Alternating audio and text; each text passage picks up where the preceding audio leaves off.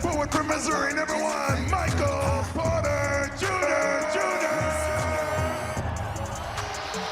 If I told you a few years ago that Michael Porter Jr. wasn't a top 10 pick, you would think I'm out of my mind because he was that good. Adversity wasn't the best way to associate with this guy. He was the number 1 ranked recruit in his class in high school.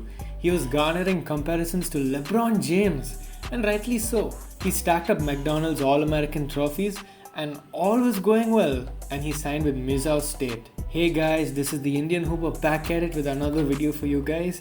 If you like this type of content, please make sure to like and subscribe. I love making these type of videos for you guys, so stay tuned for even more in the future. Everything was seemingly going really well for Michael Porter Jr., but then suddenly everything started to go downhill for him. Only a few games into his college season, he started feeling discomfort in his back and legs and couldn't jump normally. Not long after, his season was ended with a major surgery for a herniated disc. So he then went under a long rehab process and claims he nearly even gave up. But he still declared for the 2018 draft and headed for New York.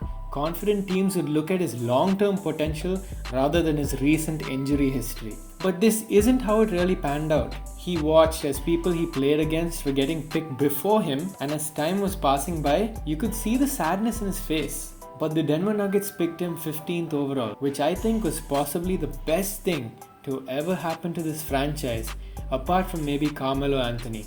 I know those are big bold words, but let's see how it all plays out. I mean, let's be honest, if MPJ had never gotten injured, and considering the fact that the hype for Luka Doncic didn't exist as much back then, he would have gone number 1 overall, no question. I know DeAndre Ayton is low-key underrated as a number 1 pick and has actually been playing really well for the Suns, but MPJ has transcendent talent. But shortly after the draft, MPJ needed another surgery on his disc that would ultimately sideline him for the season.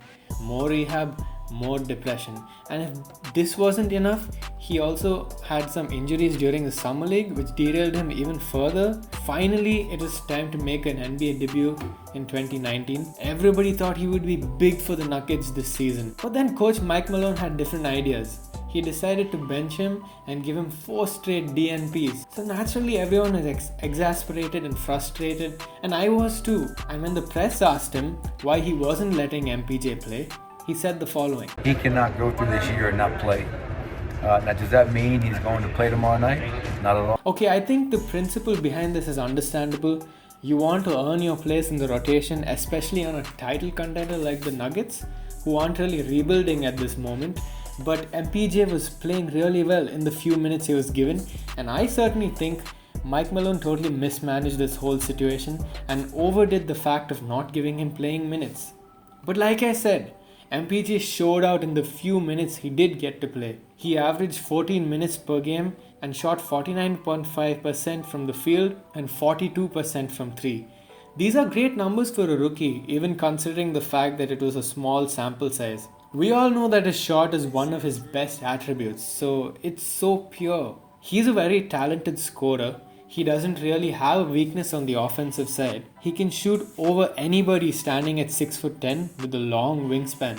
His shots are never going to get blocked, let alone contested. He's got the strength and quickness to finish strong at the rim amongst taller players in the paint. He's also got the handles and the shiftiness of a guard and can hence get to his spots on the floor effortlessly and create his own shot. You don't really see too many guys in the NBA at this height with these same attributes. MPJ showed off his 3-point shot this season.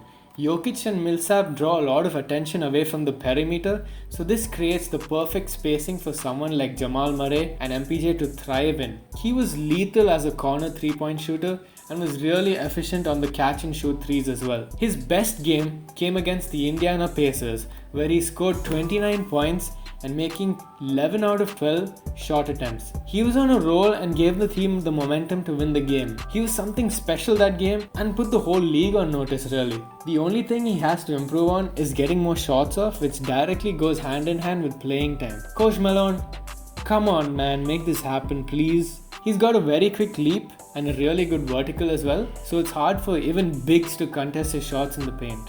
This also helps him grab a lot of rebounds. He averaged 2.5 offensive rebounds per 100 possessions, which is amazing, and he isn't given credit for that. He crashes the glass and gets a lot of putbacks too. MPJ has a really aggressive playstyle and uses this to bully bigs and guards alike, like they're nothing. If you get too close to him, he can just skirt around you to the basket.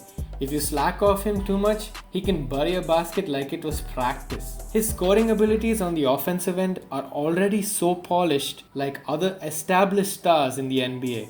It's pretty easy to compare him to someone like Kevin Durant, to whom I think he is being compared with lately. He doesn't really resemble Kevin Durant in my opinion. Sure, he's probably the most complete scorer in NBA history, but MPJ doesn't really play so much like him, apart from the sheer scoring talent. His playstyle is reflected way more in Jason Tatum's game in my opinion. Tatum too has a similar body type, long, lanky, with a huge wingspan and the attributes and handles of a guard. Their playstyles are remarkably similar. Tatum uses dribble combos and step backs to create space for a jumper. He also has polished offensive skills and is really strong to be a noticeable presence in the paint. I know Tatum isn't a legend or anything yet, and has as much to prove as MPJ does really, but if MPJ ends up like Tatum, that's gonna be a big problem. So I'm interested to see what Porter can bring to the Nuggets. Like any other phenom who got derailed by injuries throughout his career, this could all go terribly wrong for Porter too, but I'm so optimistic MPJ will really live up to his potential. So what do you think, guys? Do you think MPJ will just turn out to be a bust and all this is just hype for nothing? I mean, the chance is always there. I like to look on the bright side of things. So leave your thoughts in the comments down below, and don't forget to like and share this video, and if you're new here, please do subscribe. Thank you so much.